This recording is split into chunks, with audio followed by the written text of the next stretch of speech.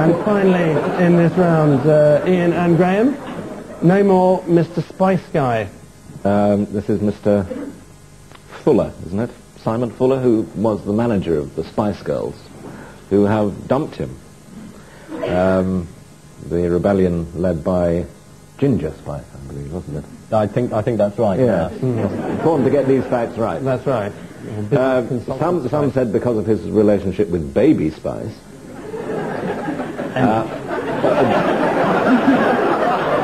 But the girls apparently claim that they want to get rid of him because he wasn't doing enough for them.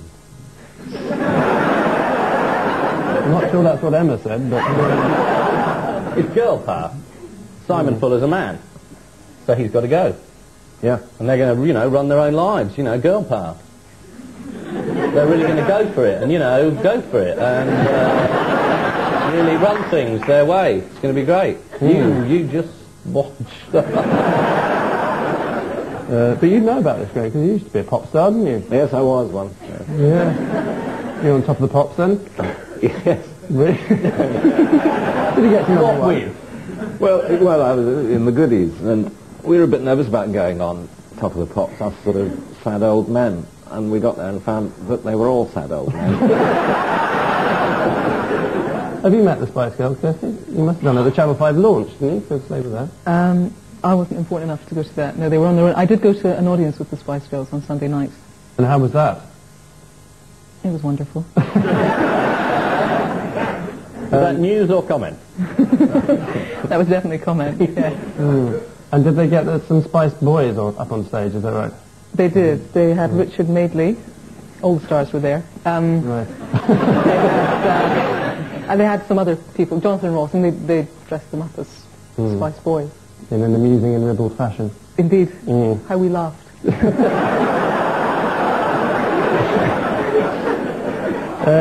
Right, well, and what are some of the products that the Spice Girls have got out at the moment? Have you read about this?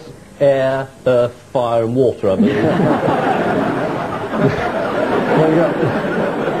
They've got a spice cake out. They've got a spice rack. Torturing people. I don't think they thought of that one, actually, strangely. Yes, this is the Spice Girls who have sacked their manager, Simon Fuller.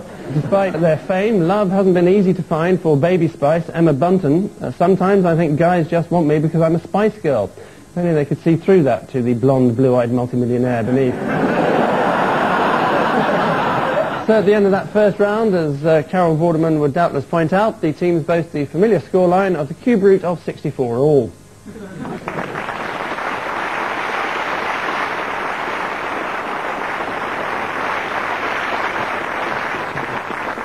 Round 2 tonight features those rib-tickling stories prefaced by newscasters everywhere with the two dreaded words, and finally.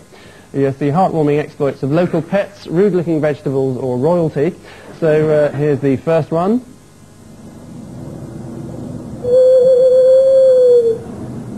I think this is rather a touching story, isn't it? About a man who loves barn owls, and he learned how to imitate them and used to go out of an evening and hoot, hoping that a barn owl would reply, and sure enough one night it did. He did this for about 6 months, till he found out that another chap who lived about half a mile away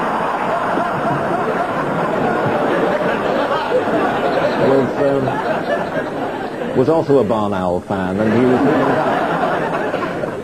Yes, that's right. How did they find out? I think one of them had a story in the local paper or something, didn't he? It was actually their wives that were chatting to each other. And one mentioned that their husband was rather keen on disappearing of an evening and hooting like a barn owl. And the other said, that's a strange coincidence, because that's exactly what mine does. Yes, this is the story of Neil Simmons, is his name, of Stoke-in-Teenhead. Such convincing animal impersonations are quite rare. For one species to imitate the speech patterns of another is never easy, said a small hedgehog. Next up. Oh yes, that's always the clue, really, isn't it? The woman is so driven berserk because she's trying to get some cigarettes, and she smoked the bell rope. She smoked the bell rope, and the vicar at the next service rang the bell rope, and all he got was ash come down in his hand because he'd gone in and smoked the bell rope, round it all up like that and smoked it. Like a really nice cigarette. Yes, that's, it's about as far from the truth as it could possibly be. I think I can get further if you give me another go.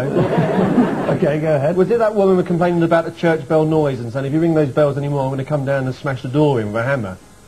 And she did. Yes, absolutely right. She cut the ropes. as cut the well. ropes Cut out. the ropes. Yes, she did. Do you remember where she lived or who she was? Yeah, she lived in that house there. And she was that woman there before. That was her, just there. Yes. And how did she see? How did she see? Through her eyes. Which are connected to the optic nerve at the back of her brain. We've got a visual cortex. I mean, Graham's a doctor. He'll draw a diagram. God shone his torch for me, is what she said. Did he? That's Yeah. nice of him, isn't it? But what was the verdict when she was taken to court? Manslaughter.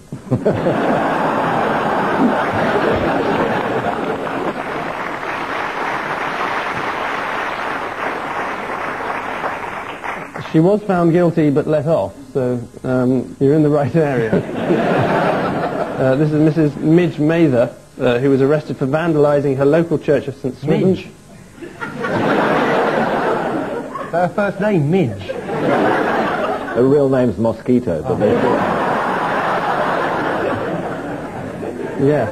Mrs. Midge Mather smashed open a 15th century wooden door in the middle of the night with a pickaxe, climbed on a chair, hacked through 6 bell ropes, and then screamed at villagers that she was ashamed of what she'd done. But as she explained afterwards, I had no choice. It was either that or go mad.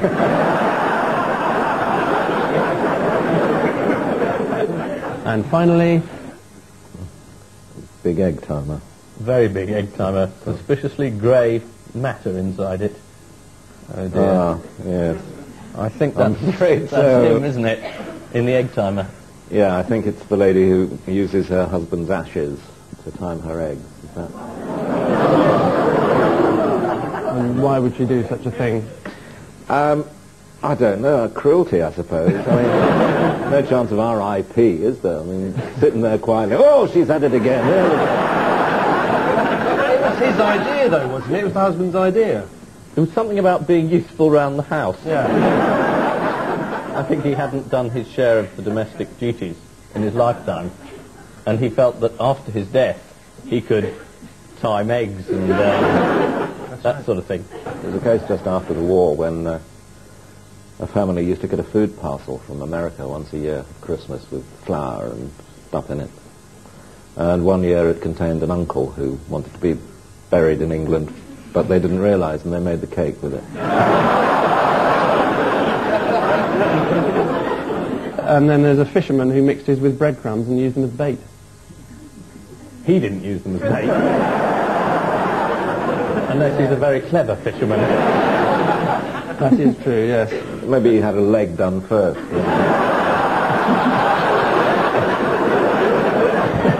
You are just sick, you guys. This is the story of the late Malcolm Eccles, was his name, from Oldham, who asked for his ashes to be used to make an egg timer to help his wife time her soft-boiled eggs. While she's waiting for the eggs to boil, she can play with Grandad in the Tower of London snow shaker.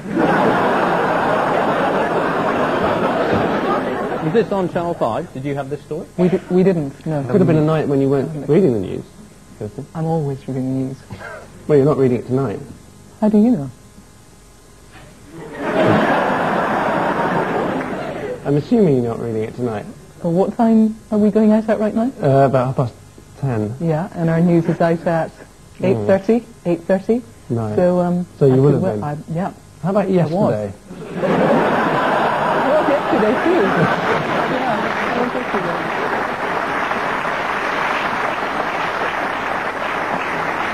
I've definitely lost the day, so it's Friday today. Yeah. Yes. Yes, it is. I've given up smoking for 2 days.